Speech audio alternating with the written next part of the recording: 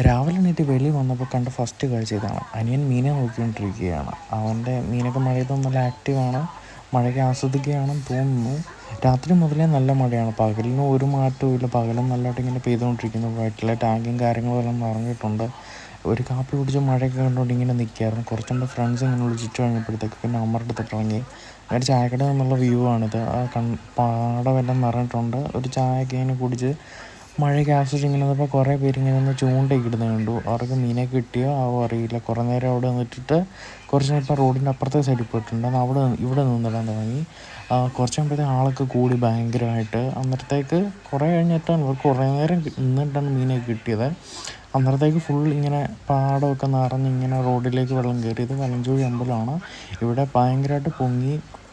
അമ്പലമൊക്കെ പകുതി മുക്കാലും വെള്ളത്തിൻ്റെ അടിയിലാണ്. അത് എല്ലാ വർഷവും ഇവിടെ 2-3 മഴ അടുപ്പിച്ച് പെയ്ത് കഴിഞ്ഞാൽ എന്നും വെള്ളം പൊങ്ങും. പറമ്പിലും എല്ലാം വെള്ളം കയറിയിട്ടുണ്ട്. നല്ലതായിട്ട് അവിടെ പൊങ്ങിയിട്ടുണ്ട്. ആ ഒരു ഭാഗത്ത് ഒരു പാലമൊക്കെ ഉണ്ട്. ഇവിടെ അങ്ങേയറ്റത്ത് അമ്പലം കഴിഞ്ഞിട്ട് കാണുന്ന അവിടെ ഒരു പാലമാണ്. ആ പാലത്തിൻ്റെ തൊട്ട് താഴെ ഒരു വെള്ളമാണ്. ഇങ്ങനെ ഈ ഒരു വെള്ളപ്പൊക്കം കാണാൻ വേണ്ടി ആൾക്കാരൊക്കെ ഇങ്ങനെ നല്ലതായിട്ട് വരുന്നുണ്ട്. ഒത്തിരി പേരിങ്ങനെ